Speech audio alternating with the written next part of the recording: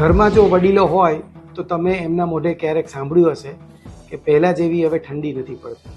નમસ્કાર. આમાં બે વાત છે. અભ્યાસના અંતે એવું દેખાઈ રહ્યું છે કે પહેલાં જેવી ઠંડી નથી પડતી એ, અને પહેલાંની જેમ ઠંડી એના નિયત સમયે નથી પડતી. એટલે કે ઠંડી જ્યારે પડવી જોઈએ ત્યારે નથી પડતી, અને ઠંડી, ગરમી અને વરસાદનું સાયકલ આખું ધીમે ધીમે ધીમે ફરી રહ્યું છે. આખું ઋતુચક્ર બદલાઈ રહ્યું હોય એવું આપણને લાગે છે. વરસાદમાં પણ આપણે સૌને એવું લાગ્યું હતું કે વરસાદ થયો નથી, પણ પાછળથી ઘણો વરસાદ થયો અને છેક નવરાત્રિ સુધી વરસાદ લંબાયો. ઠંડીનું પણ એવું જ છે, હજુ જોઈએ એવી શરૂ નથી થઈ અને કદાચ પાછળથી લંબાઈ પણ ખરા.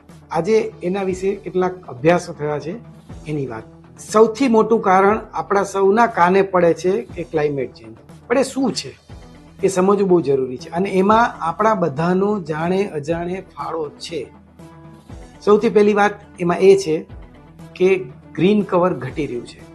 દેશના ઘણા બધા રાજ્યોમાં જંગલ વિસ્તાર ઘટી રહ્યો છે, અને એક તાજો રિપોર્ટ એવું કહે છે કે આ બધા રાજ્યોમાંથી જંગલો કપાઈ રહ્યા છે. સૌથી મહત્વની વાત, આખો વિડિયો જોવા માટે ડાઉનલોડ કરો દિવ્ય ભાસ્કર એપ.